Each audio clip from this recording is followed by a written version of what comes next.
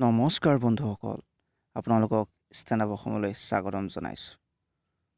সপোন সেইটো নহয় যিটো আপুনি শোৱাৰ পিছত দেখে, সপোন সেইটো হয় যিটো আপোনাক শুব নিদিয়ে।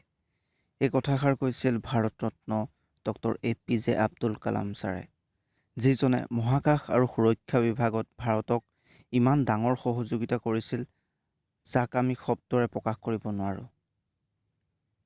সুৰক্ষা বিভাগত তেওঁ সহযোগিতাৰ বাবে তেওঁক মানুহে মিছাইল মেন হিচাপেও জানে। ডক্টৰ APJ আব্দুল কালাম 2002 চনৰ পৰা 2007 চনলৈকে ভাৰতৰ 11 নম্বৰ ৰাষ্ট্ৰপতি আছিল। তেওঁক এই পদ টেকন'লজি আৰু ছায়েন্সত বিশেষ যোগদান কৰাৰ বাবে প্ৰদান কৰিছিল। কিন্তু বন্ধুসকল, ডক্টৰ APJ আব্দুল কালামে এই সফলতা ইমান সহজে লাভ কৰা নাছিল। এই সফলতাৰ আঁৰত বহুত কষ্ট আৰু সাধনা লুকাই আছে। আহক তেওঁক ভালদৰে বুজিবলৈ তেওঁ সৰুকালৰ পৰা আৰম্ভ কৰোঁ। APJ আব্দুল কালামৰ জন্ম 15 অক্টোবৰ 1931 চনত তামিলনাডুৰ ৰামেশ্বৰমত এটা মুছলমান পৰিয়ালত হৈছিল। ৰামেশ্বৰম আগতে মাদ্ৰাছত আছিল, কিন্তু এতিয়া তামিলনাডু ৰাজ্যৰ অন্তৰ্গত। তেওঁৰ দেউতাক এজন নাৱৰীয়া আছিল। তেওঁ ৰামেশ্বৰমলৈ অহা হিন্দু তীৰ্থযাত্ৰীসকলক এটা পাৰৰ পৰা সিটো পাৰলৈ লৈ গৈছিল। সৰুৰ পৰাই দেখিছিল তেওঁৰ পৰিয়ালৰ আৰ্থিক অৱস্থা ইমান ভাল নাছিল। যিকোনো উপায়েৰে দুবেলা দুসাঁজ খাবলৈ পোৱাই বহুত আছিল। আৰ্থিক অৱস্থা ভাল নোহোৱাৰ বাবে আব্দুল কালামে সৰু বয়সতে কাম কৰিব লগা হৈছিল। তেওঁ নিজৰ পৰিয়ালৰ আৰ্থিক সহায়ৰ বাবে স্কুলৰ পৰা অহাৰ পিছত নিউজ পেপাৰ আৰু মেগাজিন বিকিবলৈ গৈছিল। ইমান কষ্ট কৰাৰ পিছতো তেওঁ নিজৰ পঢ়া শুনাত সম্পূৰ্ণ মনোযোগ দিছিল। তেওঁৰ ভিতৰত সদায় কিবা নতুন শিকাৰ ইচ্ছা আছিল। তেওঁ স্কুলৰ শিক্ষা ওচৰৰে এখন সাধাৰণ স্কুলৰ পৰা আৰম্ভ কৰিছিল আৰু তাৰ পিছত তিৰুচিৰাপল্লী ছেইণ্ট জোছেফ কলেজত এডমিশ্যন লৈছিল আৰু তাৰ পিছত 1954 চনত ভৌতিক বিজ্ঞান বিভাগত গ্ৰেজুৱেশ্যন কৰিছিল। তেওঁ পঢ়া লিখাত মনোযোগ থকাৰ বাবে তেওঁ পঢ়া শুনা বন্ধ কৰা নাছিল আৰু আৰ্থিক অৱস্থা ভাল নোহোৱাৰ পিছতো তেওঁ পঢ়া শুনাত পৰিয়ালবৰ্গই সহায় কৰিছিল। উচ্চ শিক্ষাৰ বাবে তেওঁ 1955 চনত মাদ্ৰাছলৈ গৈছিল। মাদ্ৰাছৰ ইনষ্টিটিউট অৱ টেকন'লজিৰ পৰা এৰোস্পেচ ইঞ্জিনিয়াৰিং পঢ়িছিল।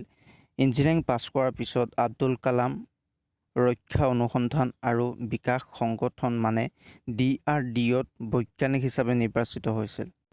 তেওঁ নিজৰ কেৰিয়াৰৰ আৰম্ভণি ভাৰতীয় সেনাৰ বাবে এখন সৰু হেলিকপ্টাৰ ডিজাইন বনাই কৰিছিল। কিন্তু DRDOত কাম কৰি তেওঁ সন্তুষ্টি পোৱা নাছিল।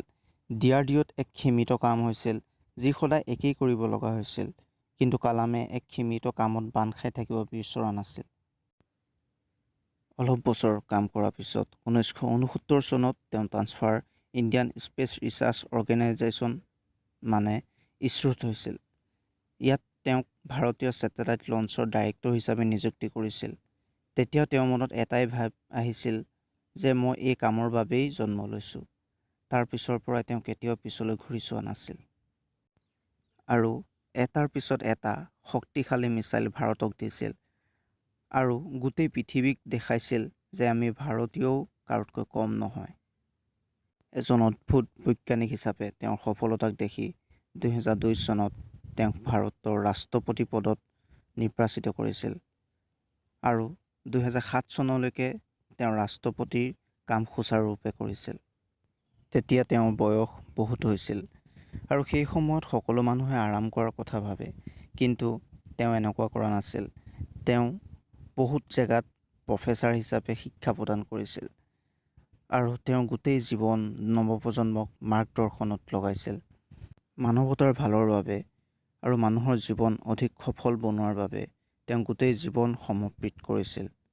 তেওঁ অধ্যাপন কাৰ্য কৰি থকাৰ সময়তে হৃদৰোগত আক্ৰান্ত হৈ 27 জুলাই 2015 চনত এই পৃথিৱীৰ পৰা আমাৰ সকলোকে এৰি থৈ গুচি গ'ল। বন্ধুসকল, আমাৰ এই ভিডিঅ'টো আপোনালোকে কেনে পালে আমাৰ কমেণ্ট বক্সত জনাব আৰু এই ভিডিঅ'টো যদি ভাল লাগিলে লাইক কৰিব, শ্বেয়াৰ কৰিব আৰু আমাৰ চেনেলটো ছাবস্ক্ৰাইব কৰি দিব।